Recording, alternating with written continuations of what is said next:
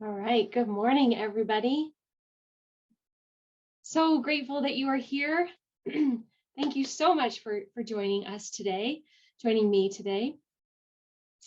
So my name is Kendra Prospero. I am the CEO and founder of Turning the Corner, and I'm thrilled you're here. So thank you so much. What a crazy time it is for all of us.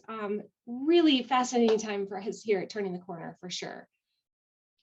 Years and years ago, I predicted that there would be something like the Great Resignation in the future. And now that we are here, and we have now seen 4.5 million people leave their job and go to another job, percentage of those people retired, a percentage of them did not go back into the workforce, but the majority of them actually just shifted and went to a new job. And it's called the Great Resignation, but we are seeing it as the year of the employee, your chance to boom or bust. And the reason for that is because the employees now have a lot of choice, and they are looking for a job now that matters. It's looking for a job that they're going to love. And we are thrilled about that, because that's our whole mission, is to make sure everybody loves their job and really do all we can to end suffering in the workplace. I mean, that's our mission. That's our why at Turning the Corner, is to end suffering at the workplace, because we've been seeing this for so long. Matter of fact, it's almost, we could call it an elephant in the room. For many, many years, people have been reporting that they hate their job. So Harvard Business Review, Pew Research Center, the Gallup poll, I mean, a bunch of different organizations have been polling employees for over 50 years, asking them about their job satisfaction. And for over 50 years, 3 out of 4 people have been self-reporting that they hate their job. It totally perplexes me. I don't get it. I just don't understand why for all these years we have been like tolerating this as businesses. I mean, who benefits? I mean, think about it for yourself. Think about a time in the past when you have hated a job. You have a boss call you up that you don't really like that much. You're kind of like, I don't really want to deal with them.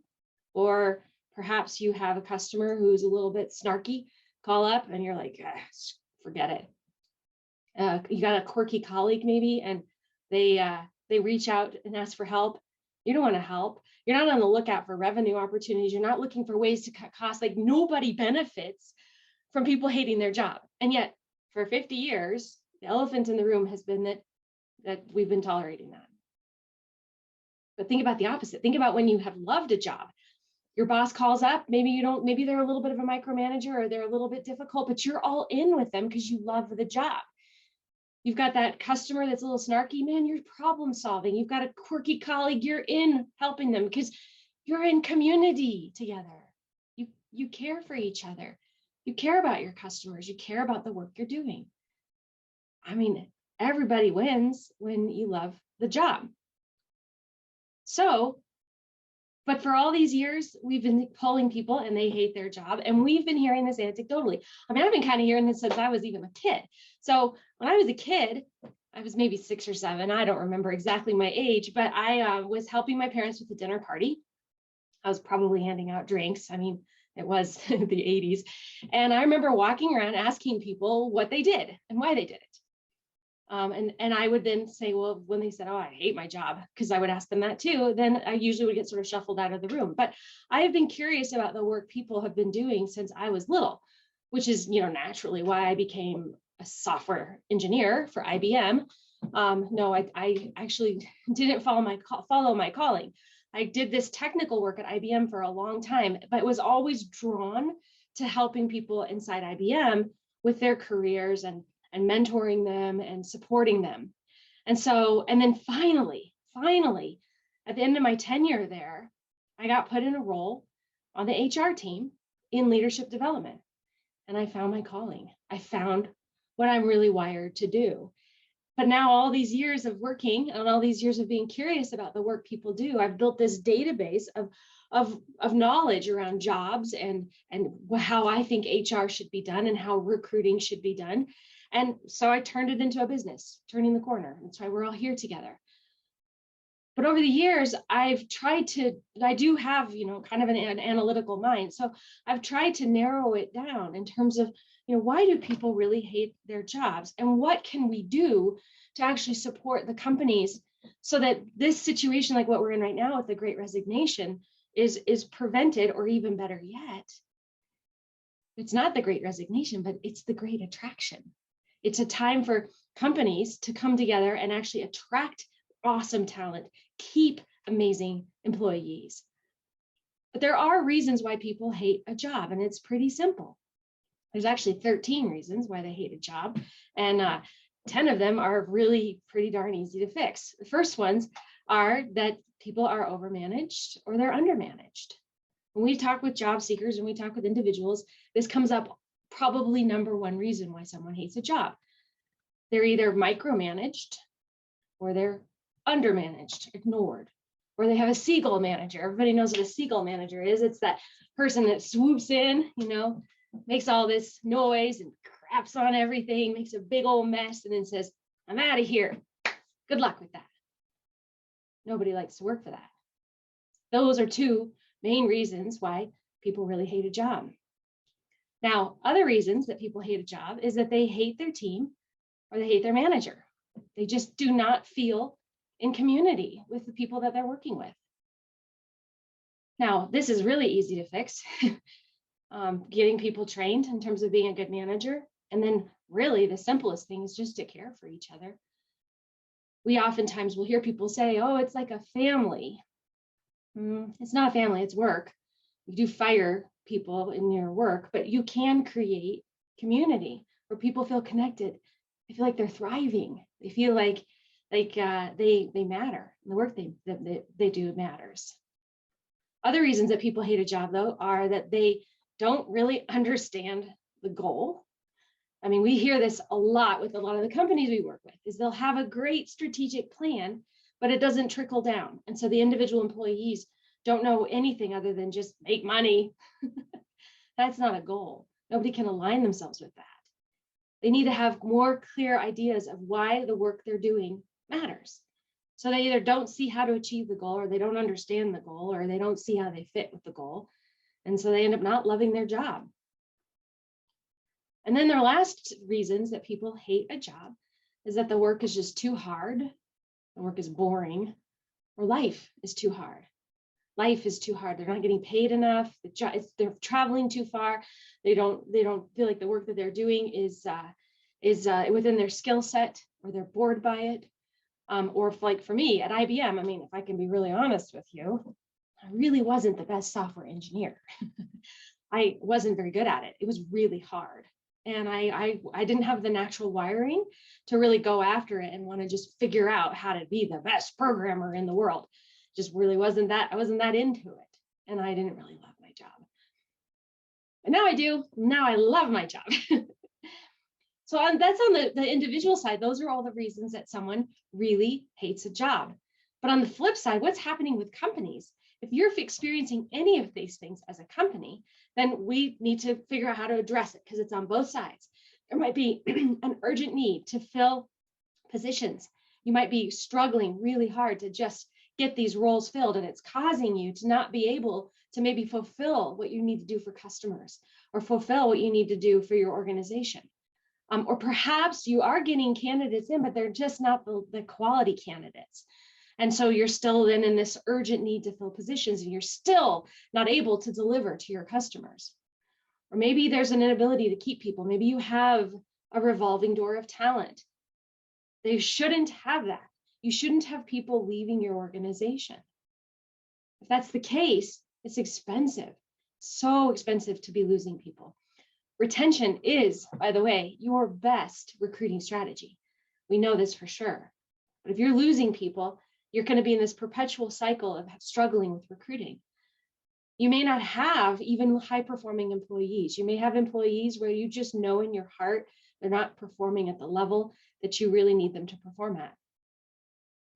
You might also have just not the resources internally to help support you. You may not have any HR on your team. And so therefore it's getting put on your plate and you're having to deal with that. And it is then kind of time consuming and maybe distracting you from what the other things are that you need to do in your business.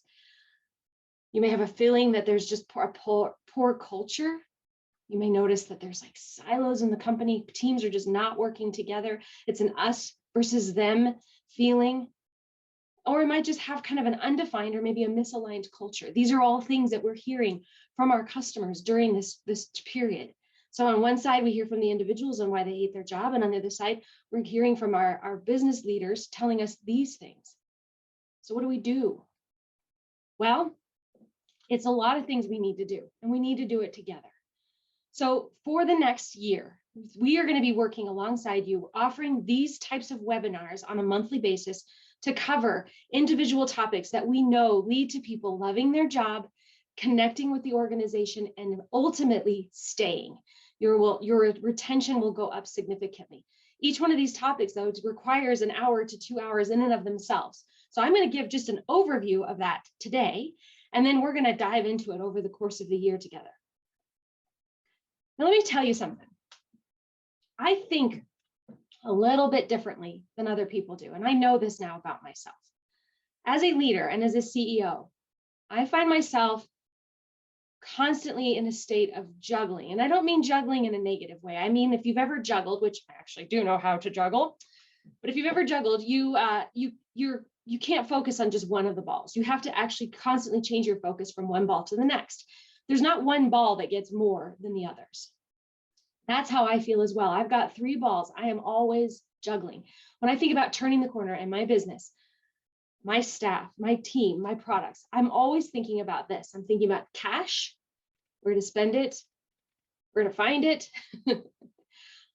I'm thinking about my products, our services and products. What are we doing enough? Can we do more? Are we competitive? Are we making sense? Are we what this market needs? And then my 3rd ball I'm always thinking about is my staff, my people, our employees, my team. What do they need? How are they feeling? What are they struggling with right now? What can I do for them? I mean, they are always on my mind, those 3 things. And what I've realized over the years of working with hundreds of companies is that I'm unique in that way. Most people don't add that 3rd ball in. They're thinking a lot about cash and their strategic goals on how to drive more revenue and more profitability. And they're thinking about their products being high quality, great customer sat. But the 3rd ball of their employees is not often focused on. And that's okay. I'm wired for this, right? I've been wired for this since I was a kid.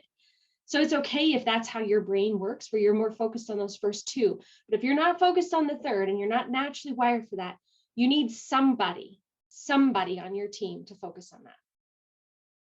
You got to have somebody looking at it. I promise it will benefit you, because with us at Turning the Corner, I mean, my focus, of course, this is all what we do as well, but our results have been amazing. We've had very little turnover in the last 6-7 years. We've had great results from a customer satisfaction perspective.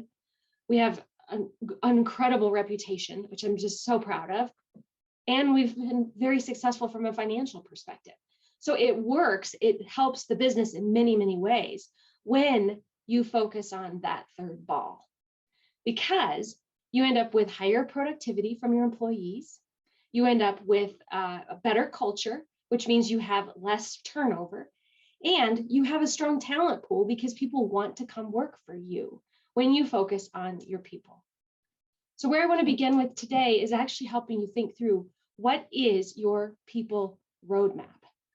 That's the first step. We hear a lot about, again, these strategic goals that a lot of companies have, but they don't necessarily think about what their people strategy is associated with that. What do they need to be doing behind the scenes as for infrastructure and for their HR work to support these employees, especially as they're growing, as the company continues to grow? If you're not focused on this at all, it's going to be really hard for you to retain your employees. Now, we do have a really cool assessment up on our website, and here is the link to it. I should have actually probably put the link also in this, so I apologize for that, but it's on our website. We'll get it out to you guys afterwards too, in terms of just making sure you have the actual link. But if you just take a picture of this, it'll take you straight to the site, and it will focus on, and it will bring light to the things that you need to be thinking about in terms of your people agenda, and what maybe are some of the holes that you may have. The areas are this. First one is over here on the first orange, or the second orange triangle. It starts with being really clear on your why. What is the reason that you're in business? What is that vision that is almost unattainable, like ours is ending suffering in the workplace? I don't think I'll ever do that, but I'm going to try it really, really hard, one person at a time. But everyone on my team is really bought in and believes also in that why. But then the second piece is being clear on what do you really expect from your employees? Like, what do you really value in having your staff? And then what are the goals? What are the goals of the organization? And then also, what are the goals relative to what you need to do to support your people? On top of that, then, is your recruiting strategy. You want to be hiring, firing, and managing, training, governing, promoting, compensating, all of those things against your why and your values and your goals. And you want to make sure that it's very obvious and trickling through your whole recruiting strategy and recruiting process, including the second part of hiring, which is onboarding. And that's the yellow triangle here. Onboarding is just as important as having a great recruiting process. Matter of fact, at IBM, I don't think any of you are from IBM, so I actually had a great run there. I had a wonderful job there, so I don't mean to slam them, but they did an amazing job recruiting me. Did all this effort to bring me in, and then on day one, they forgot I was coming. So I didn't have a computer or an office or a phone. We kind of needed a phone in those days. And anyway, I didn't have any of that. Yeah, thanks, Kevin. You worked at IBM too. So so did a great job recruiting me, but did just totally messed it up when it came to onboarding. So onboarding is also really important.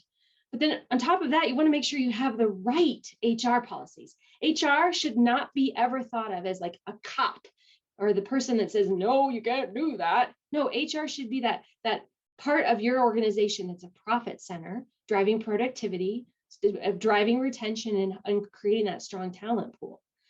And so you want to make sure you've got the right HR policies in place to support your culture.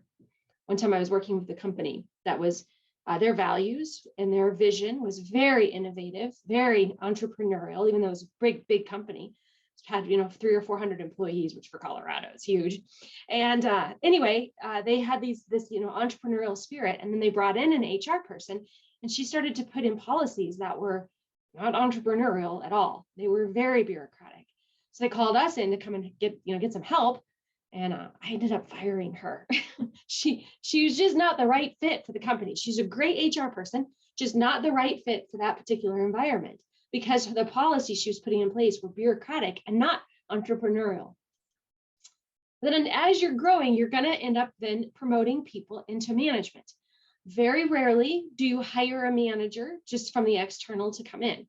Sometimes we do, but most organizations promote from within for management, which is great. People want to know that there's a career path associated with the work that they're doing. However, too often we aren't actually training our managers on how to be great managers. And so we're promoting people into management, but we're not enabling them to be the best that they can be. And so you want to make sure, in addition to doing this promotion, that you're also making sure that they know how to do what they're doing. And then last is then looking at yourself. What do you need to do as a leader to continue to grow? I have this mantra for me that I am not the leader I need to be a year from now, but I will work this year to grow. And that's what you need to be thinking about for yourself as a leader as well.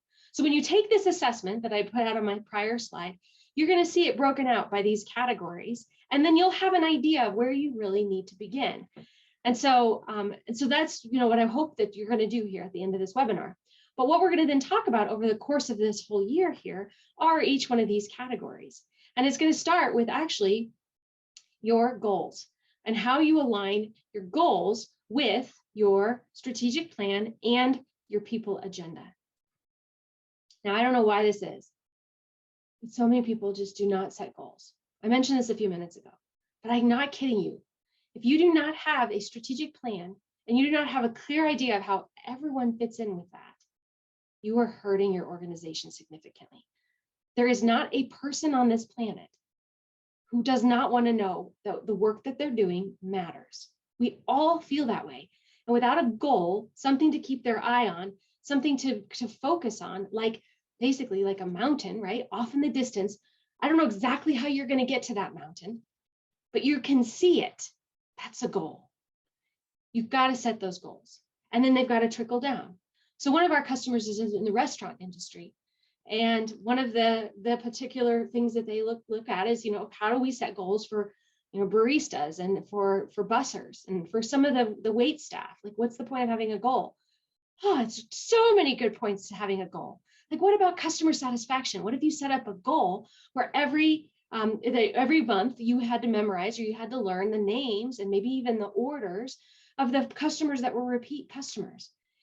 That is going to improve community connection. That's going to make them feel like the work that they're doing is important because they've got this customer now that remembers them, and that they've got a barista that remembers the customer. Everybody benefits when you set up a goal that makes, fulfills connection. So that could be an example, or, of course, bigger goals are, make more sales and have better products and release this or that, right? Those are also really important goals, but we've got to set them. You want them, again, to be like, we are going to that mountain over there.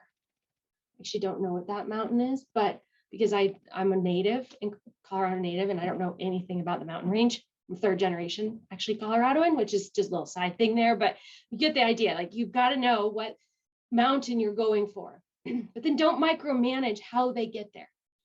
Make sure that your goals are set up, and this is not new stuff, folks, but make sure it's a SMART goal. It's specific, measurable, attainable, relevant, and time-based. I want to meet you at the base of Pikes Peak. I know that that's a mountain. I was born in Colorado Springs. I want to meet you at the base of Pikes Peak at 8:15 on Tuesday. Bring a jacket and snow boots and water, Prospero. Okay, that's the goal, right? Specific, time-bound, attainable, relevant. Okay, you get that? Set up goals like that. You don't need to wordsmith goals. That does not need to look like a beautiful sentence. That's what I see a lot of leaders getting hung up on, is they're trying to put together some goal that is going to be, a Pulitzer Prize. No, just needs to be clear enough to the employees that when they get ready to go and get on that, go meet you at the base of Pikes Peak, they know what their expectation is. What's the budget? What's the desired outcome? What are my resources? And then let me go do it. That's what most people want. They don't want to be micromanaged to those goals. So in February, my colleague Jessica is going to do a whole webinar on how you set goals in a way that is it's not a pain at all. Okay, so we'll send you the link for that.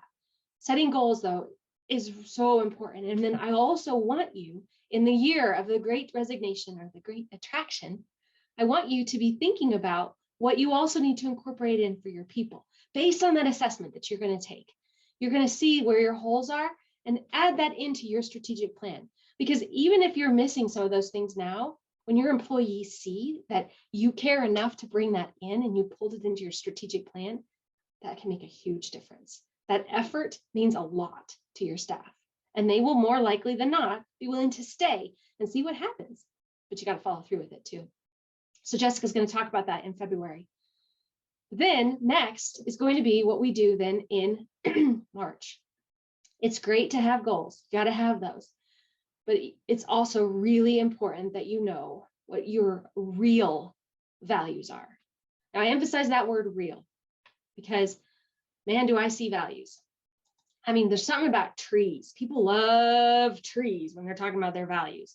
These are just things I found on the internet, but I mean, lots of trees and lots of words and lots of good stuff. I mean, who can't get behind collaboration and respect and truth and creativity? And okay, yeah, I mean, hard not to get into that. I totally agree. However, are these real? Is this how people, is that how all the managers really feel and all the leaders really feel? I don't think so. I don't know, maybe. But I find a lot of these values look great, but they're not necessarily how people really live. So I want you to get to the core of what are your real values? What do you really expect from your employees? And then you're going to actually treat them like a guardrail. You're going to define those values, and then you are going to hire against those values. You fire against those values. You manage to them. You train against them. You set policies against them. You compensate against them, all of that. Like, they become your guardrails. They become the guiding light for what you need to have to help you make tough decisions. And most importantly, you end up with this common when you have common values on your team, you're going to be moving faster. You're going to be hitting those goals faster. You're going to be having that culture that you really expect and you really want. One of our values at Turning the Corner is no jerks.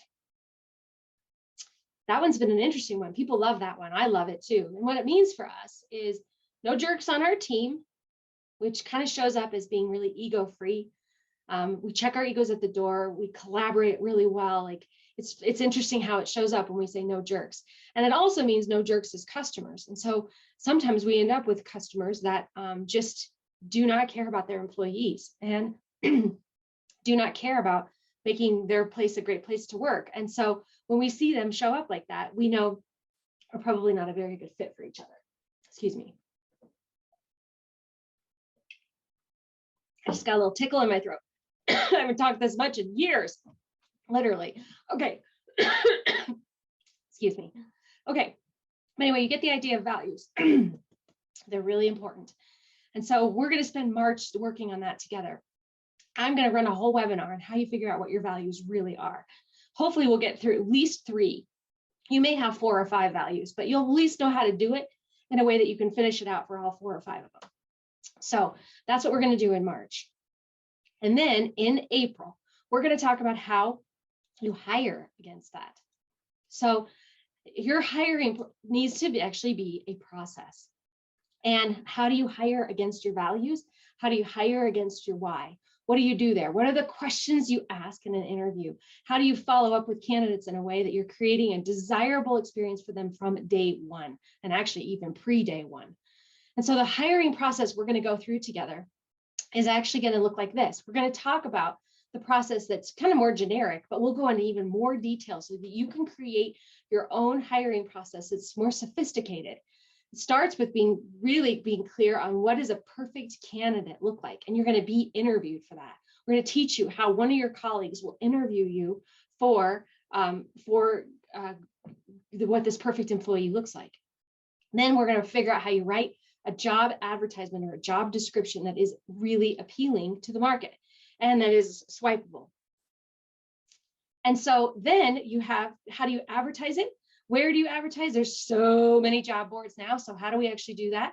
And then how do you hunt or also reach out to folks and kind of recruit them or headhunt them and search for them? And then interviewing, how you present an offer, and then how you onboard. That is at a generic level, all the things that need to be covered for a hiring process. And so we're going to spend our month together doing that. That again will be in April. And then after that, we're going to talk specifically about onboarding. And I don't mean onboarding like, hey, here's your badge and your login information. No, I'm talking onboarding like, how do you make sure that all of your employees and your new team, that your new people you're bringing on, are confident in what they can do and they have the ability to do what they need to do. Both things in place. This could be in some cases, a week-long process. In some cases, it could be 2 years. But instead of thinking about onboarding as just orientation, we're going to actually talk with you more specifically about how you onboard for confidence and ability. And this will be in May. And then we're going to look at this whole thing here. I'm not going to go through all this today, but this is a model that we teach in our management training class on making sure that you've got employees that come in that are brand new, that have maybe low confidence and low ability. And at that point, it's appropriate to micromanage them, but that's the only time it's appropriate. And then that might be like your first day or your first week. But then one day they'll walk in and suddenly their confidence will be higher. You're going to say, oh, they're so entitled. No, they're not entitled. You're doing a great job. you did a great job helping them feel more comfortable in what they're doing. And then now, but you know that their ability is still low. And so that's when you're going to this place of giving them lots of feedback and training them more specifically. This could be maybe a month or so, maybe even longer. It depends on then them getting to this next stage, which is then suddenly they're in this intermediate stage, their confidence will drop, but you know that their ability is high because you've been doing this great job training them. And so now you go into this place of being more of a coach and actually saying, you've got this. I believe in you. I know you can do this. And so then you know that you've got this employee now that's kind of reached this place of onboarding where maybe it's a quarter, maybe it's been 3 months or so, but you see their confidence drop. But now you need to coach them to get their confidence up, to get into this final phase, which is that their confidence is high, their ability is high, and now your style is more supportive.